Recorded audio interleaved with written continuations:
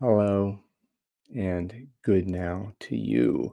Welcome to Riffing with Ryan. I am, as you might imagine, Ryan Erickson, and I am here in this space that is unfortunately kind of drab for now, but whatever about that. I am here in this space with someone who I've encountered a year and a half ago, who is very much in tune with how I wish to play in the world musically. And today, whenever it is in the now that you are and wherever you are, to experience how he and I play together, the he that I am speaking of is the wonderful, unique gentleman named Christof Zu. Hello, Christof. Hi, Ryan. Oh, Great to be here. wow. Good to see you. It is good to see you here as well, and to explore what might emerge from a recorded conversation, a continuation of many of the others that we've had. Um, so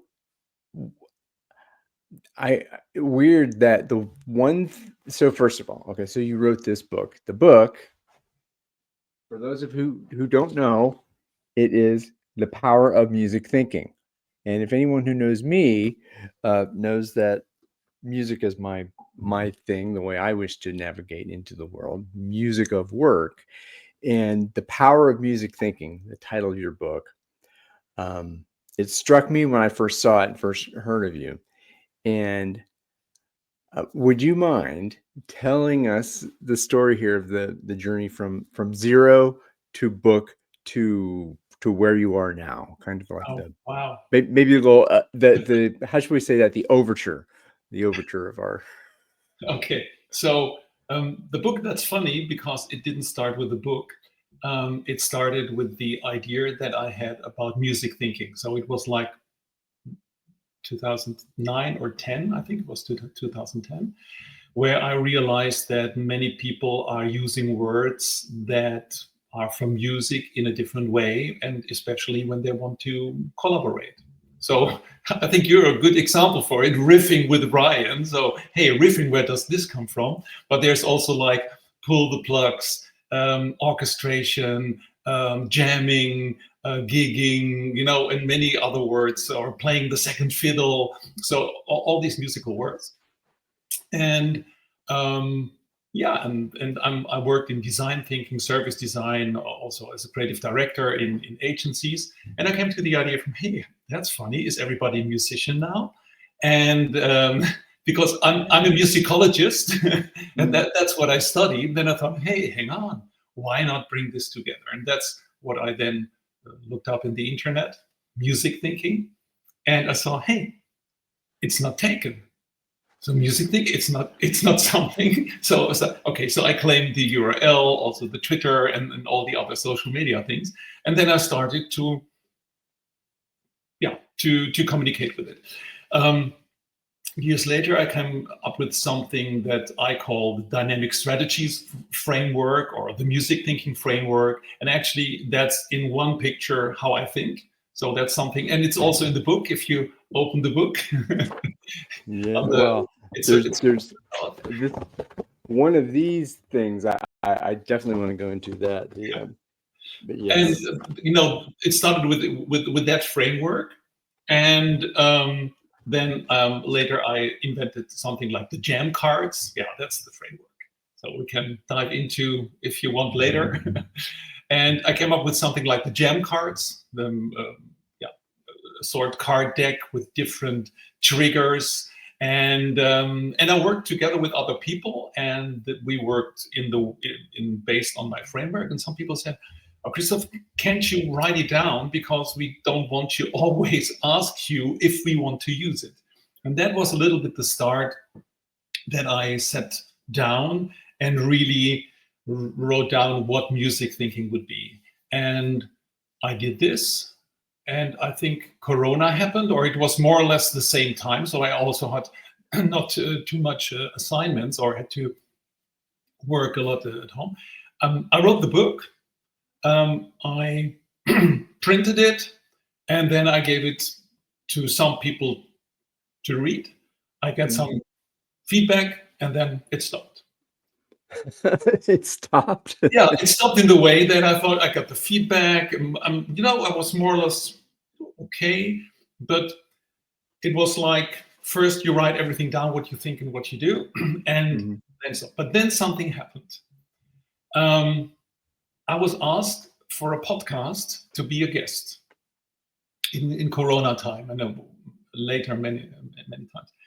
And when I later heard that recording, then I thought, hey, that's cool because it looks like, although I'm not an English native speaker, that I can talk more easily, also in the ping pong and in the conversation about what I Mm. think and what I do. And then I decided to start my podcast, The Power of Music Thinking. Yes. And with the idea not to get information from others, but to check if what I thought does resonate with others. So I really did a completely a different approach. And then I went to the publisher who already published my jam cards. Yeah. And I said, are you interested in the Power of Music Thinking book? And I can tell you, because of one of the reasons why they said, because I also had the podcast, so it was a lively medium.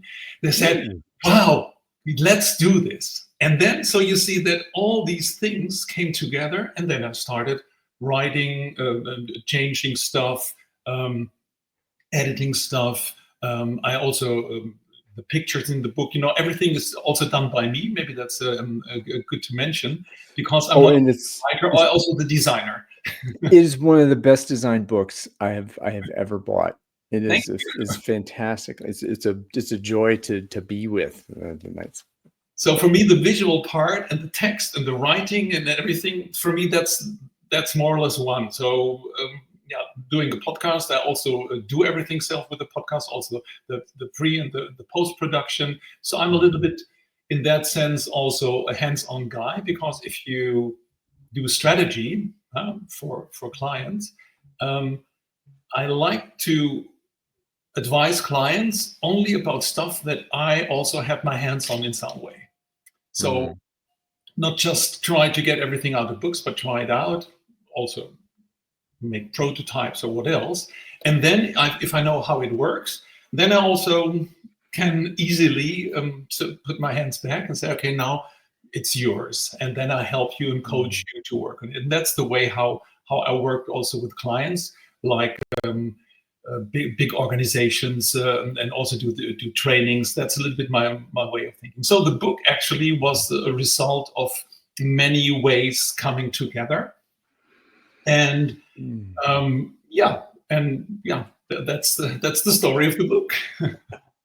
So, and it's interesting again that the book kind of is this artifact of what you had already been doing. I think that's a very powerful theme, and that is validation in and of itself, as people are asking you to write a book, Yeah, and then going to it, and maybe they wanted to get rid of me and just rather work with the book. So I we will not know. I can't stand this dude. I don't want to spend any more time with him. Get him out. Just give me the damn book.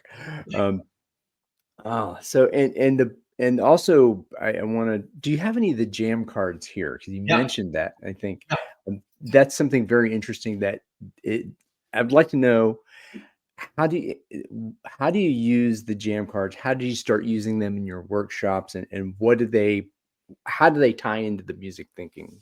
Um, there maybe one sentence for music thinking and also about the gem cards. The things that I do and invent, I don't invent them for me. I invent them so that other people can do something with it.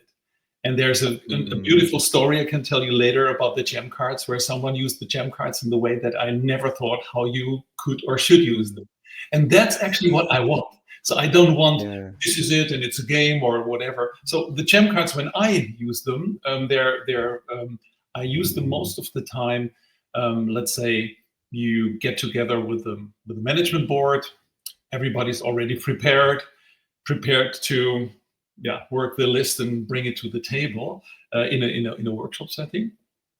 And then I ask them something. I ask them to bring their headphones and a Spotify account. And Mm-hmm. then I do something with them, what I call serendipity lab, just to let them flip through cards. And I can show you a few cards. They look like this. And by the way, you see that these cards are also there are 45s. And I went to the music store and get these plastic stuff. So Yeah. also the format is music in that sense. It's the old Yeah. 45 singles. So then I spread them on the table. And then there's something interesting. So you have different triggers. There's a keyword, there's a picture, there is a trigger question, there is a quote, most of the time from a musician. This one is Albert Einstein, but Albert Einstein, as we know, played the violin and piano.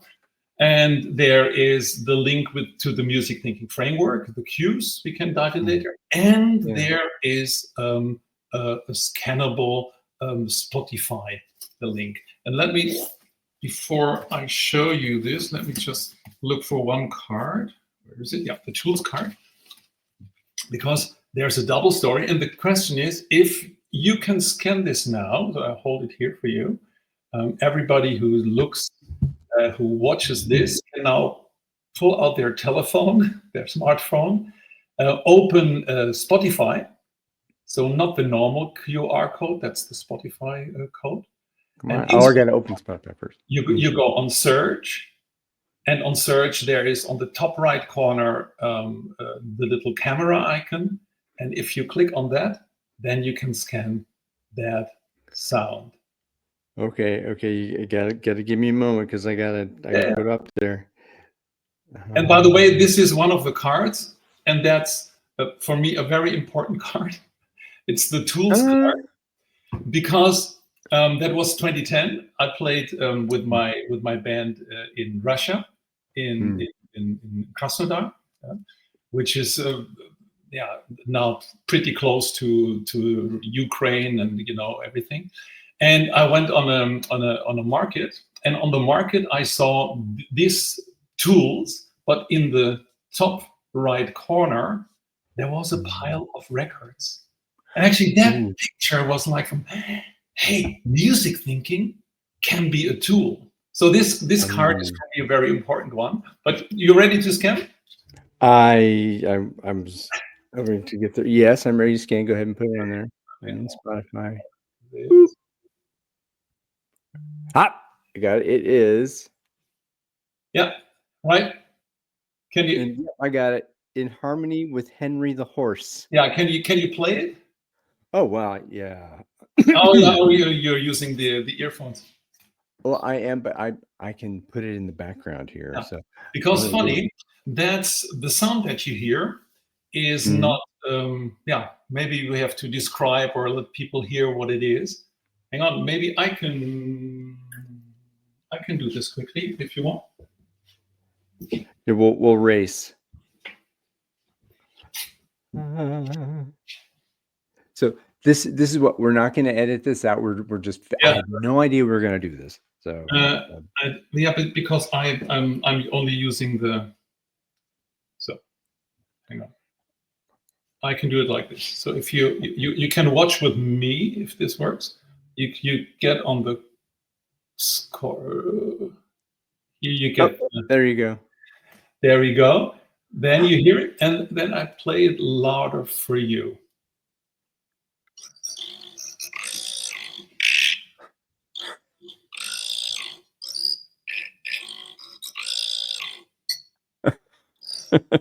and so there are different sounds. But the funny thing is, this card is my most important card because the whole story is in it. But there's another thing I want to show you. And sorry, now we're diving deep into dive as far and as deep as you wish. This is because all the other cards. So if we have people in here that understand what kind of font this is, the font is the Helvetica. But this card has a different font, if you might see. It's different if you compare it with that one, for example. You see that it's a different font. Yeah. Right? It's more thing. And that's because Hans Reichel. He's a luthier, instrument maker, and he's also a font maker.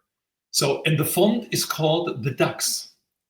And the instrument that he invented, I can show you. Oh, please, please, please. Because I cannot really explain to you, but this is the Duxophone.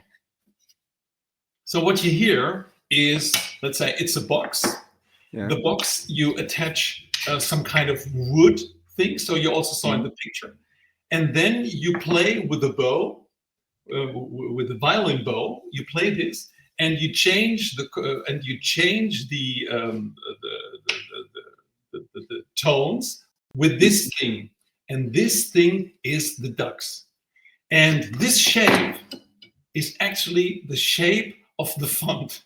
So everything is connected to each other. So that's why the Dux is also the Dux is also, if you see music thinking, the logo, that's the Dux. So that's for me like I'm not just someone just doing things. I'm most of the time I try to connect different things together. So this font is the Dux. No, this font is the Helvetica.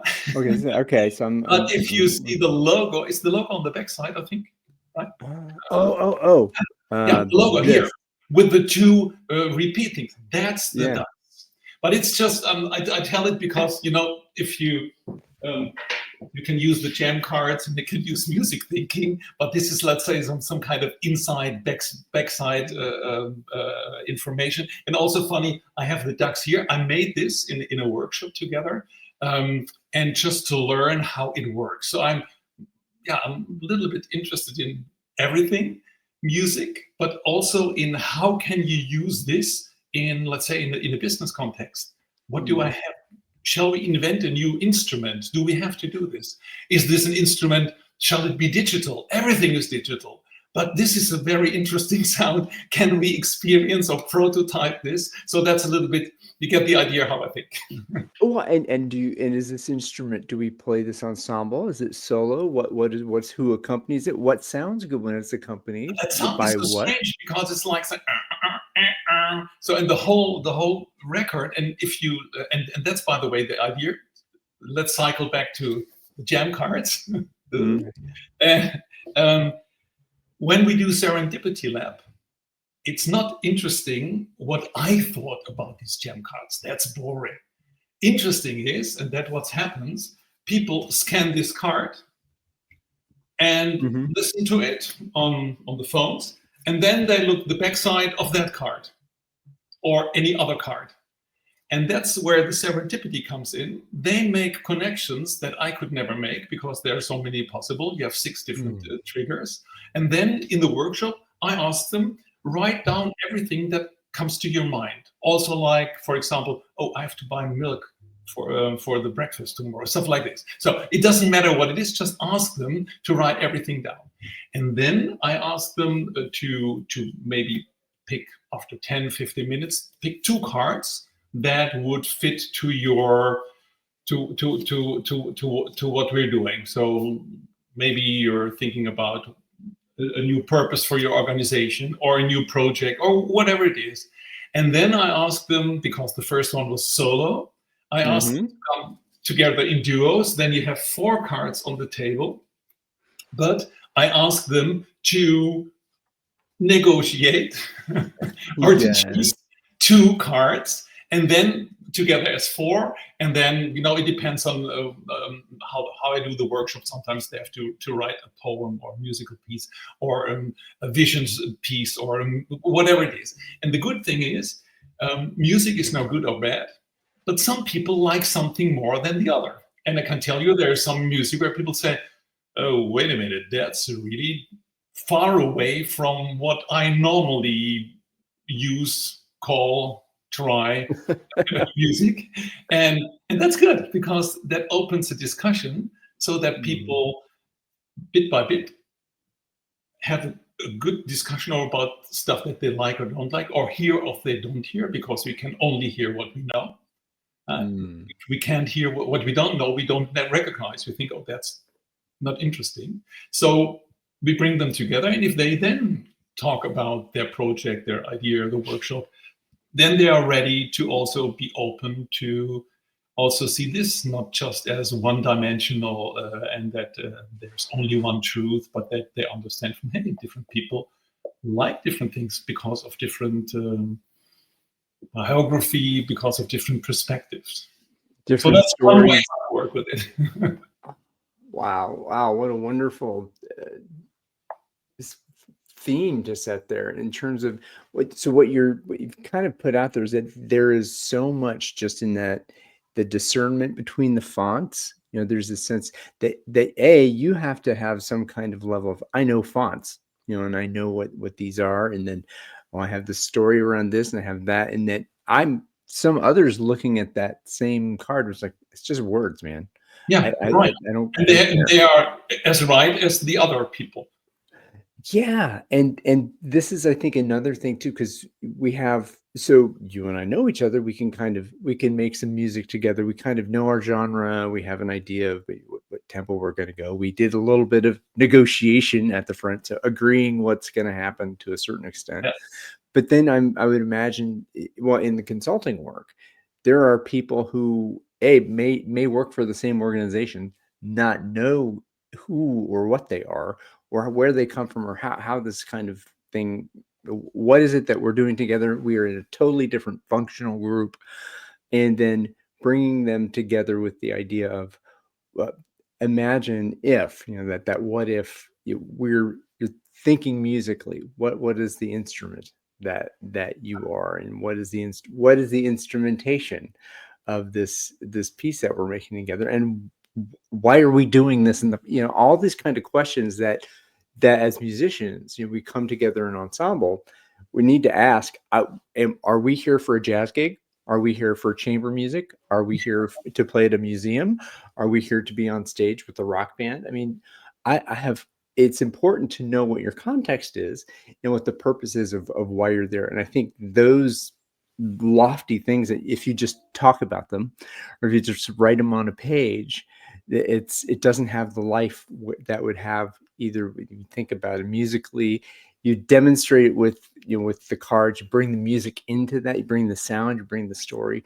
It brings the life to that activity in the workshop and makes it deeper, at least from my point of view. I might be completely wrong, but I don't think I am, because you're not. There's no really right or wrong in music. It's only different, and that's so nice. Why music, in my experience, always works. And I often start presentations or talks or projects with one hypothesis that I say the way how you listen to music, or maybe the way how you listen in general, um, is also the way how you listen to your partner, your consumer, your client, the Mhm. society, what else. And if you don't know a certain genre, you might turn off the radio because it doesn't fit in what you do. But if you like and to understand what it is, so sometimes in workshops, I also ask people to bring in one or two songs that they think are important for them, or depends on how you want to frame it.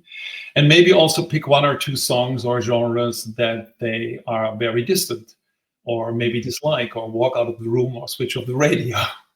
And Mhm. then I try to bring people together to have a talk, but it's not a conversation in that sense. I just want it to make it an interview, to interview the person that really likes some kind of music that you maybe dislike.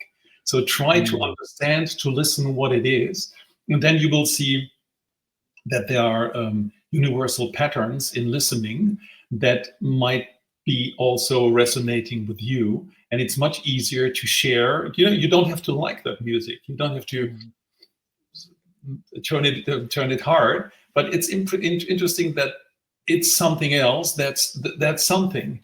And that helps in an organization to really bring people. Yeah, it gives them also a new vocabulary, or new Mhm.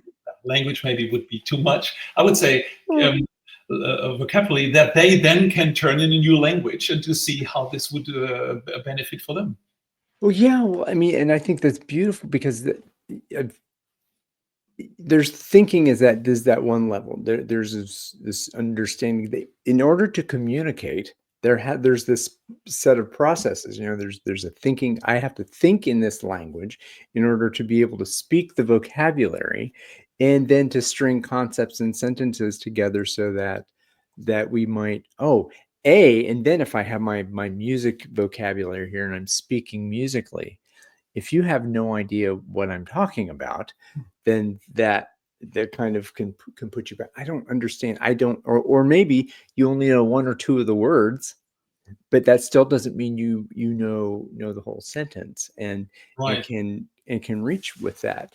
And I think this in organizational work, and I don't know if it's a hypothesis or just a wondering that I have, is that there are so many different languages that are happening in whatever in different between different groups in the same area, well, certainly in different regions, literally different languages happening, um, and that language can be very charged with story and history and and memories of things that happened either in the organization or not.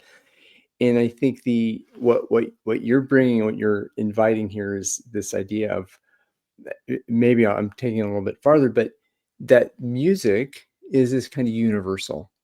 It is this there's not necessarily an overtly instrumental music, an overtly political kind of way. Is that if I'm interviewing you about why is it what is it about that music that resonates with you, that you're attracted to, and to understand that, well, this is how and have that surprise, then you end up with compassion and understanding, and maybe a loosening of the guard, just through having this universal concept that allows two people who might not see each other Yeah.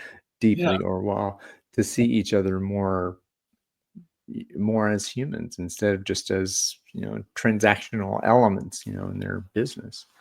Right. Even it helps them if they sometimes share their musical taste. Then they don't have to play it in the office or where they are.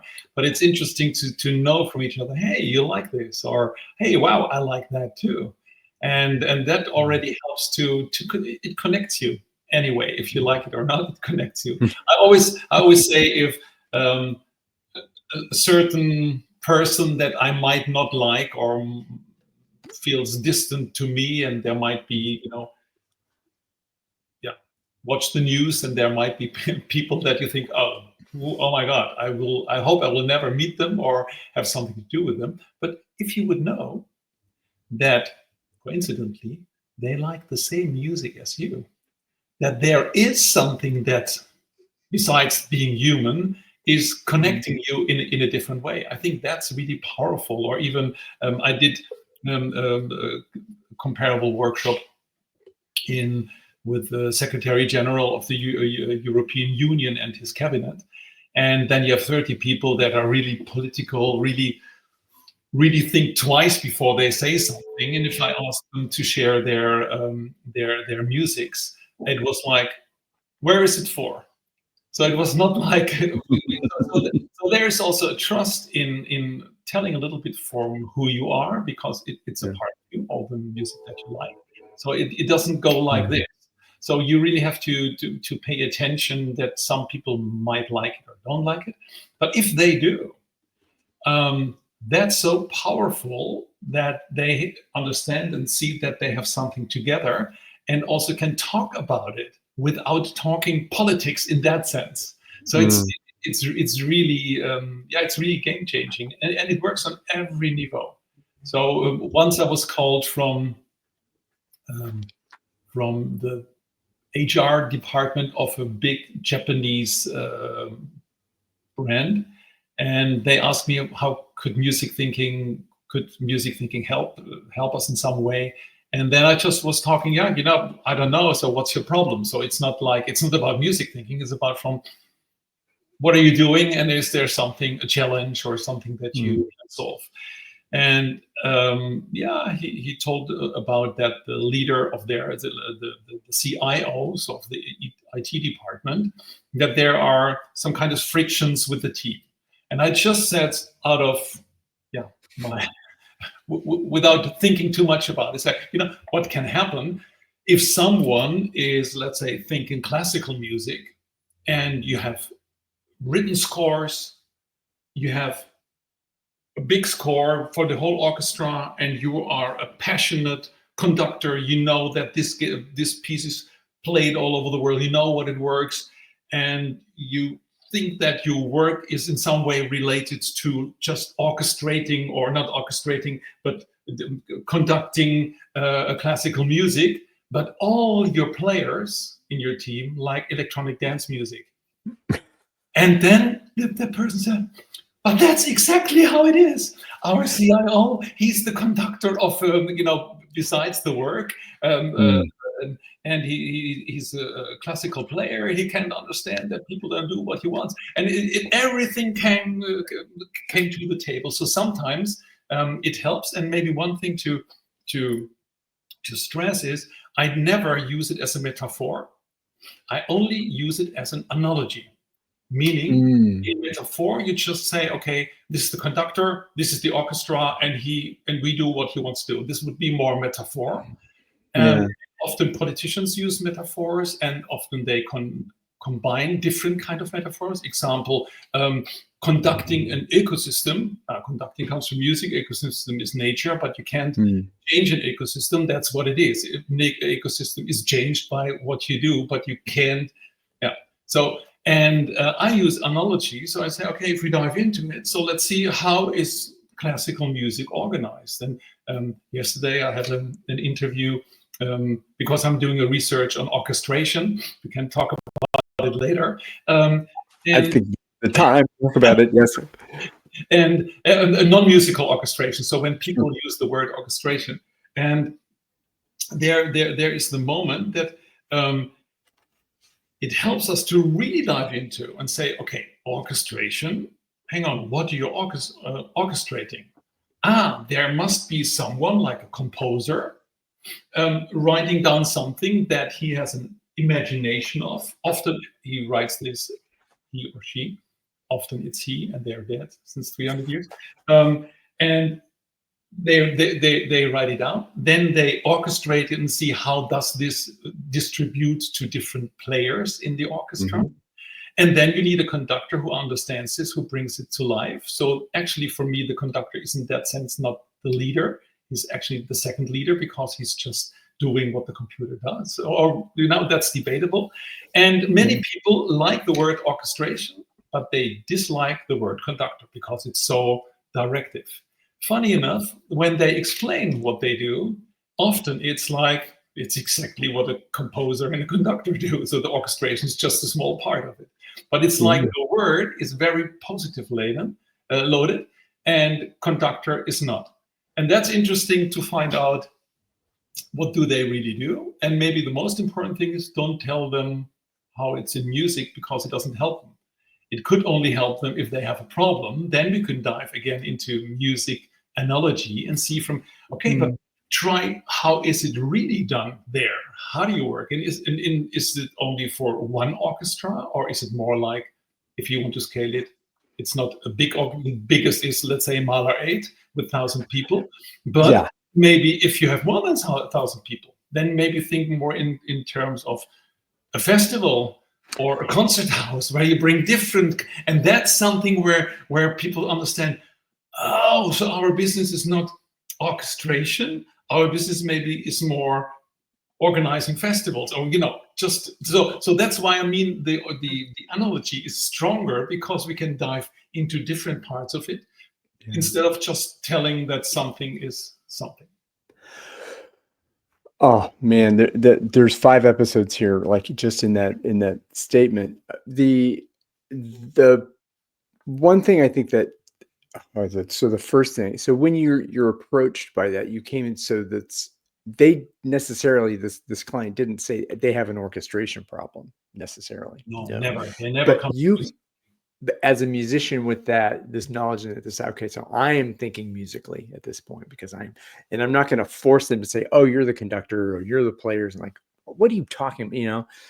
But the idea of being able to witness what's happening and have some kind of musical frame, and then offer that as an analogy to, well, let's imagine that this group over here in this region is is a chamber group, because there's 15 folks, very small sections, and they interact very very much. That group over there is a quartet, right? Very interactions. Then you've got an opera over here, with not the musicians, the singers, the and that's just in one genre of music. Right. Do you know how many genres are tagged by Spotify? Oh, I can only, how There many? more than 6,200 different genres, and classical music would be one. So, and that's why music is, or music thinking, I would say, is so cool, so good, because there is so much, and we can find styles, variations. We can talk about it, and again, um, I would have called my book "The Power of Music" if I would talk only about music, but I call it "The Power Right, of Music Thinking" because I say, right. what are principles in that way of making music, or let's say good music, because it's different for everyone. And what are these principles? And are these principles interesting for us to do our work, what we want to do? Actually, that's Mm. what interests me. And that's so interesting. If there are different genres, there are so many. What are we talking about? Let's listen. Yeah, I mean, we said classical music. Well, you and I both know that classical music was a particular time that we now look back and name it the classical period. In that time, it was just music, right? Yeah, And it then we moved. was contemporary music and also not liked by people because they also like the old stuff. So, Yeah, and then there's the story about the debut of the Rite of Spring, right? That it yeah, caused such a huge controversy with this piece yeah, of music that we now look at. Oh, that's just or whatever. That's classical music, and then the musicians here say, no, that's 20th century. After contemporary. romantic, blah, blah, blah, this kind of stuff. And I think that can kind of, and I found when I go into this, and maybe as a it gets in the way of communication when you come at like, "Ooh, I am all about the music and you Right. need to be about them because you are." Yeah, yeah. And I think that's a really, it's a fine line between inviting thought and consideration, as opposed to, no, I brought in here because I'm the music guy, and you're not making the right music. Yeah. Right. Oh, so you mentioned the Maybe, principles. sorry. I just have one thought that might Sure. be interesting because if we talk about classical music, and most of people don't go to a classical music concert, they might listen to it on their headphones or what else. But if you have a chance to go to an orchestra piece, huh, you don't necessarily have to like it, but go there like a researcher, like an observator, like see first what it does with you, or maybe with the people you go there. But what's Mm, interesting, and that I think it's very interesting for organizations, you see that you can hear that it's possible different perspectives at the same time. So if you would be the clarinet player, sometimes you have a break, sometimes you have to play. And if you're the violin, you play in classical music more than the horns, for example. mm, And if you see every, let's say, like a customer journey for every them, for every one player, it's a completely different journey to the others. But when mm, they are synchronized based on the idea of the composer, then you get mhm. this experience, and that's something that everybody can experience if you like the music or not. And yeah, I would say just it's Christmas close time. Go to a live concert of classical music and just go there as an, yeah, as an experience. You don't have to get the music. Sometimes I only get some kind of music when I hear it 10 times. So Right. first time it's like you only have a feel or an idea, or maybe they can relate it. But if you have nothing with classical music, go there and observe. see what's happening, who's playing the most. And by the way, that's the same when you're with your team. You can also see who's taking the lead, who plays most, who plays less. And by the way, the people who play less in an orchestra, often the drum and the percussion, they are paid more than the ones who are playing all the time. And that's interesting. So because they have to concentrate much more, and if they do their hit and the hit is not on top, Ding! then everybody will hear. So there's a different stress in not doing everything. And all these things, if you like the analogies, you can dive into it and say, oh, hang on, that's funny, I can relate it. And you don't have to relate everything to everything, but get inspired by what you see and what you hear and the whole experience. Oh, yeah. The topic and the analogy, because music is so universal, it gets so big so fast. And I think that this is one of the beauties of the principles that you bring in with the book. You know, the Jasper, right? So if you want to talk about that a little bit, I think that plays very well into the idea of the orchestration and how much happens where, and the scalability. Would you mind framing that just a little bit so we can jam on that? You Possibly. mean the Jasper, like the jamming and all that? Yes, that. So we have to explain to people. Now we refer back to that framework that's in the beginning, in the flip out of the book here. I'm getting. Yes. And there are the cues in the middle. So these black, and there's one white. But these are cues, and these can be starting points for when you work on a challenge, a problem, or on a new project. And once I found out you can make the acronym Jasper of it, meaning jamming, agility, score, personality, jamming again. No, empathy. Sorry, because it's in the beginning, and remix. Everything ends with remix. And there's interesting, and every cue is completely different. Has two sides, like score has to show and to do. Mm-hmm. And I say, because we just talked about the classical music score where everything is written. So if you do this in an organization, everybody knows what they have to do. If they are trained musicians in the classical orchestra, violin, that's also very handy. If someone gets ill on that day or can't come, someone else can fall in and play from the same score. That's the easy part. If you want that they shall improvise, it's horrible because they can't improvise. They are trained to play exactly what's on the classical music score. So, yeah, but you don't hire a trained classical violinist from Juilliard to come in and sub with the jazz quintet, right, you know, or play on the rock stage. You know, you don't do. Nor do you hire an electric guitar player to come in and play second violin in the Vienna Philharmonic. You know, it's the same deal, right? Right. But the good news is that there are more and more and more musicians that look much broader than, let's say, only classic or only jazz. Let's say that's the good news. But to finish that part, score for me is like a score of an orchestra, but also like a high score. It also shows you something where you are. So that's why it's showing and doing. So the doing part would be more classical music score, but the showing could also be a graphical score from the 60s. We know examples, or it could also be if two free jazz players or three come together on the stage. They have never played together, but they also have score because they understand quickly in a different way how they play together, and that's why score for me is a very important thing. But like in you might know an analog synthesizer, modular synthesizer, just going into a different Music concrete, yeah, Stockhausen, that kind of thing, right?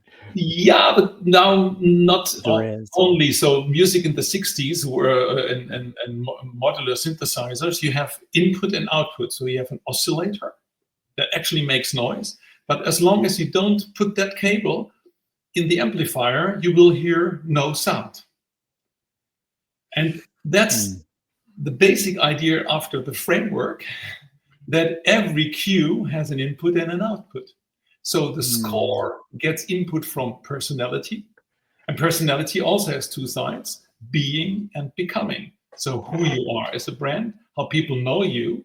But if you want to change, people know you as you are and not as you want to be. So you have to tell them, or you have to do something that they recognize. So that's an input into score. But there's another input from score. It's empathy. It's listening and understanding. That's more like your client, but also like your organization or your partners. What do they also give as an input into the score? And Mm. then if you have that score, then you can branch out into jamming based on that score, that you know what you do. And also parallel get into agility. And agility for me is also to learn and to change, meaning Yeah. you have to learn the score if you can play it. And in modern compositions, it's like, or most of the compositions that are played for a certain instrument, they are developed together with the soloist. So that they say, can you play it? Can you not? Okay. Oh, if we do it like this, it would be easier. So there's also a negotiation sometimes between the composer and the player just to write it down in the way how it should. And I think that's something that we, if you open the analogy and you listen to this from, or you read something in the book from a certain perspective, then you can make the links to everything that you're doing. And I asked people in the book to, before they read the book, there's something like I call the unanswered question template.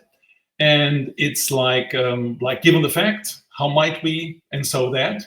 It sounds a little bit like a design thinking, how might we. Um, and I tell people, if you do this, then you will benefit from the book, because you can make a decision if you will read the book as an individual, as a leader, or as a follower.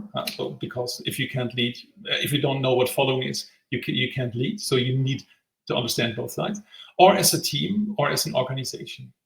And then if you see everything that's all the analogies or all the explanations in the book and the explanation of the framework, then they can make sense for you. You really get more out of it if you do it from a certain perspective. And all the templates can be downloaded from musicthinking.com. There's a download part, so everything, and you don't even have to put your email in. So I'm not very good in that marketing and kind of thing. I just offer it for free, so if people want to use it, and they're the templates you can use and work with it. So that's maybe good with the. Oh yeah, thank you, from the from musicthing.com. And you also see there the podcast, the book, the jam cards, and don't forget to download. And yeah, and there you can download everything. All the double pages, the black and white graphics, they are downloadable from the download part. Mm. The I realized, when I, and this is, I love that you went there, and all the cues. I realized I forgot the phases. that that kind of this overarching, because when I saw it, the cues are very important, right? And so we're jamming together, and that jamming means a whole different thing when we're talking about something. If I'm a jazz player, right, and that means that we get together, we have a shared experience of the American songbook or whatever, that we're going to jam together like that. But that means when folks who are violinists and cello, string players in a particular genre, that come together as jamming, has a whole other, that needs a different kind of frame. Oh, maybe that jamming is, oh, I like this Bartok quartet, and oh, well, I play it this way. Oh, I play it. Well, why don't we do this kind of creative soup that happens? But and again, you're negotiating about a score that's there, the score, whereas the jazz players, for example, the score is a form. You got a melody, you got changes. Okay, we're going to do this as Latin. All right, what? Okay, and then you go, right.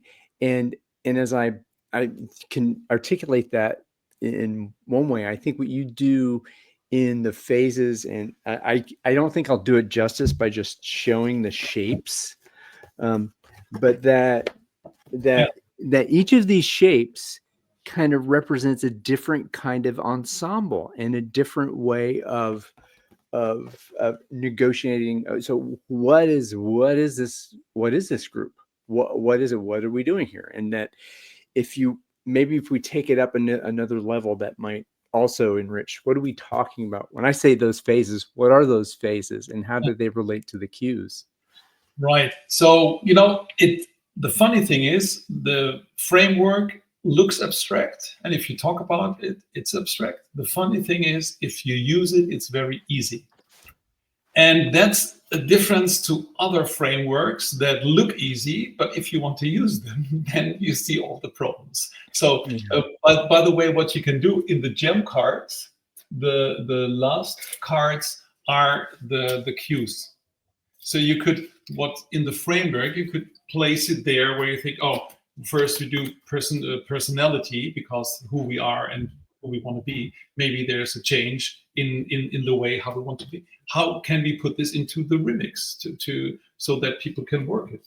And or shall we do it first in the score? So you can play with it and also make meaning, bring also the other cards, but that's the part when you zoom in the framework. Then you work with the cues.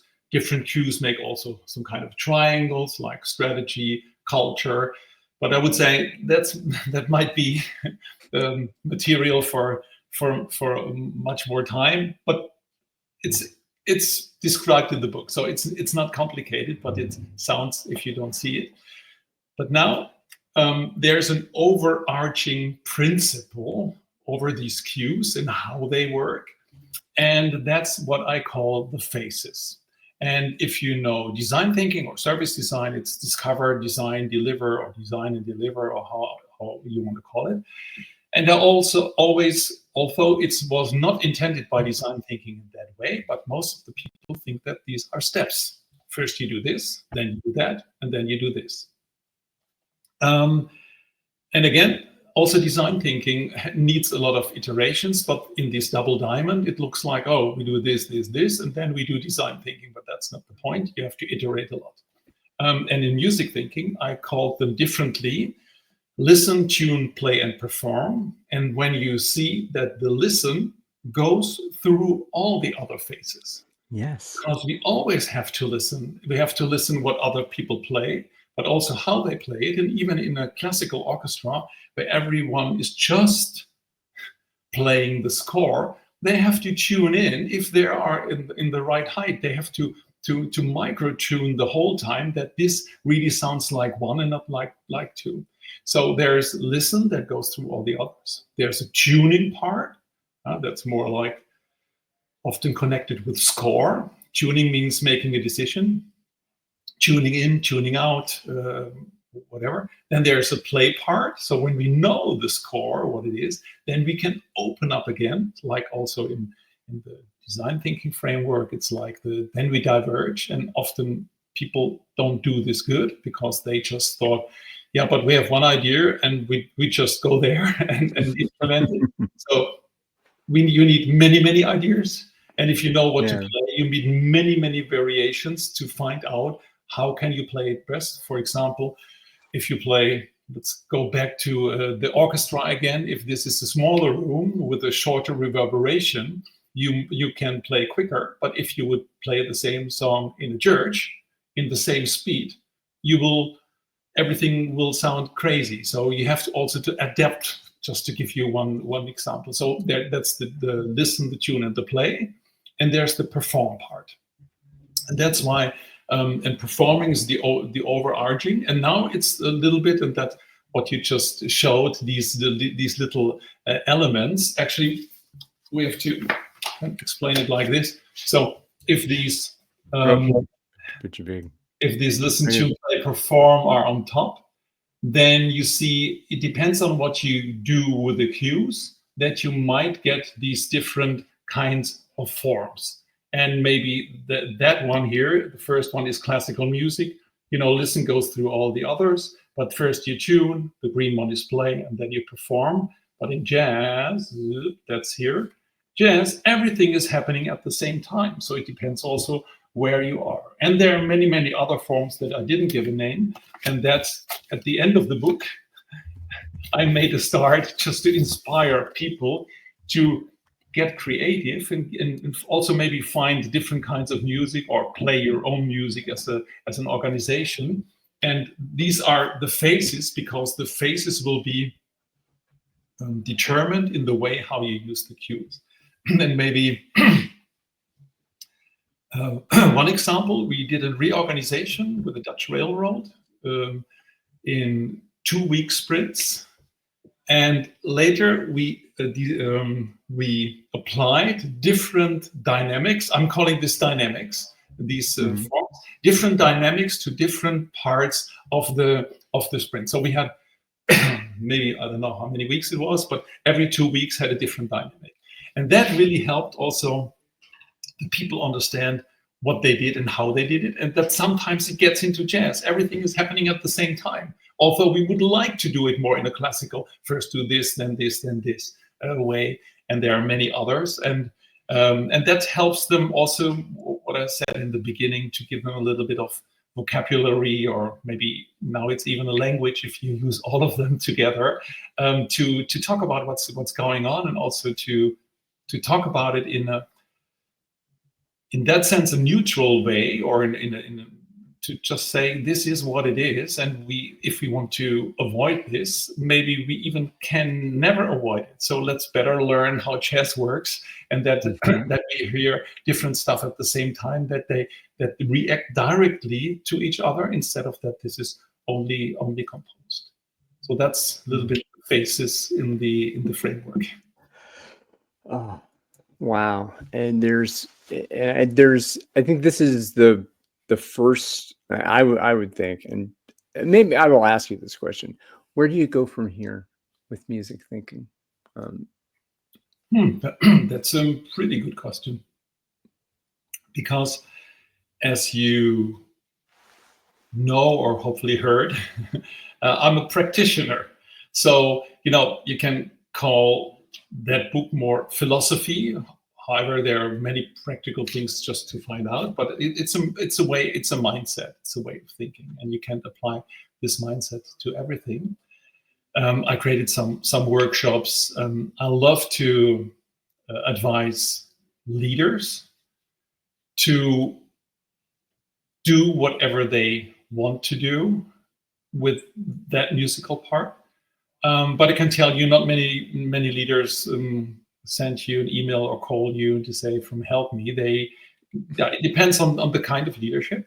And I must say, I'm much more interested in doing meaningful collaborations, and also sustainable innovations, instead of just inventing the next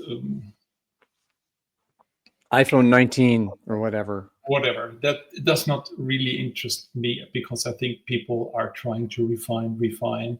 They don't really want to innovate, they just want to make more money. And I'm much more focused on an effect and an impact. And with the impact, you should also make money, but money is not my goal. So money should be some kind of way, an outcome. Otherwise, you have no, as an organization, you have no, then you don't exist anymore. On the other hand, if you only focus on the money, you will do what we all do together collectively, that we change everything outside our environment. And I think, or I believe, if you do this in a way so that you hear all the voices, even the voice of the nature, or the voice of some people that you don't like or think are not related, that this will help you to change problems. Maybe not from today to tomorrow. There's no guarantee, because it depends on many things. But that mindset can help you to make a change. And that's something that interests me. So parallel, as you know, I'm also lecturing at the University of Applied Science in Utrecht for creative business. So where young people between I think 18 and 28, depends on where they are and how and when they started. Um, Trying to understand business and also creativity. So it's creative business. It's not only business and it's not only creativity. It's the link of both. And I don't teach music thinking because that's not something that goes, I would say, maybe yet into the curriculum. But Yet. yet. But I teach classes like the power of music. So like sound can help you as a brand. And that's interesting because that's something, it opens the way to that thinking. But I also teach sustainable circularity or wicked problems, navigating wicked problems. So it's the wicked things in life that interest me. And that's also where I would like to, if there are people that might benefit from my way of thinking, doesn't matter what it is, as long as it doesn't harm our world. That's something that Yeah. I like to work on. It's regenerative, not extractive, as we kind of Right. hear in that way. Oh, wow. Well, the first hour of 10, yeah, we have. So we got 9 more hours to. No, we don't. No, we only have a few minutes left here, and for those whose ears are tired. So where can people find you? And that's the one thing. So how might people engage with you in music thinking? Yeah. So everything, if something resonated with you today, so you just very friendly showed the URL musicthinking.com. It's full, and but it's also like the podcast, for example. I will record a podcast at over an hour, by the way, where I speak with people that do something special and are musicians. So I never speak with musicians alone or with people that do something special. It's always the combination. And by the way, some people told me when they listen to the podcast, they understand that the book gets richer because then they have links with it. So the podcast is, I think that's something that I'm doing once a month. I only do once a month. Sometimes I do also solo episode. So, for example, in the summer, I did a sound walk through the Biennale of Venice and explained this. So it's also like, for me, it's also a bit an experimentation ground. But also, I talked with Nina Kraus. She's from Chicago. She's the top researcher with more than 400 articles about how our brain understands sound and how sound and making music is so important. And so it goes all over the place. It has to be something special, and music and there's always a music catch. Otherwise, it wouldn't be the power of music thinking. So the podcast is something where I would like to point everyone. And the book and the gem cards, these are the practical things. And if you have a problem, my email is overall there. Ask me. And there are also some workshops and some formats or master classes. But I'm not really selling music thinking. It's my idea, and I'm already happy how this works. So there are some evidence that some other projects can use it. But I would be, if people buy the book and listen to the podcast, I'm already happy. And having talks with you, for example. Well, and thank you for showing up here and engaging with me and maybe jamming a little bit in our Absolutely. studio. I oftentimes I will ask a closing question, and the question that I'm kind of going to the world with. It started out as, what's the dangerous conversation that you think needs to happen that's not happening? That's one. So in your mind, in the world that you inhabit, just in your way of being, what is a conversation that you wish would happen that's not currently happening? Yeah, I'm not so negative in that sense. I think that conversations, there are many good conversations that are happening also right away. If it's in the family, if it's in organizations with partners. So I think it's not the problem. The problem is that How can we put action to what we do? And yeah, and it has to do with the way how we operate. Yeah. So we just talked about the regenerative part, the, let's say, conscious organizations where leaders make conscious decisions, not only based on money and exploiting, but also trying to, like a music performance, bring people together and have a great experience without harming someone. And as long as it's not heavy metal with extremely loud music, most of the time people are not harmed. So I would say be open and share. Yeah, maybe one thing. Share how you listen, and this will enrich your every conversation. Share how you listen, and also be aware that you not only listen to something, but that you also listen together with someone to something. And that might also influence your listening. By the way, I didn't invent this idea. It's by Pauline Oliveros, but that would be another uh, another talk. So there are many people that are already doing or did so cool and interesting stuff.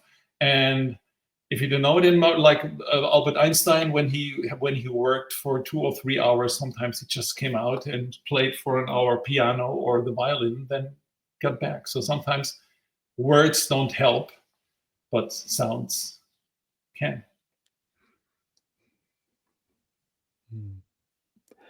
Words don't help, but sounds can. That's a wonderful way to. That's a wonderful way to. That I don't know if that's our coda. Maybe at this point, that's our Montuna on the way out. So, Christof, thank you so much. I'll put you in the penalty box, which is the place where my guests go, and when I get to go for a moment. So, thank you, Christof. I'll see you on the other side. Wow. I love talking with Christof. Every time I do it, something new comes up, something emerges, and I think we make great jazz. And hopefully, you who have been here in this moment or two, or however many you've been here to play with Christof and I thank you for the precious gift of your time and attention. And be more purple.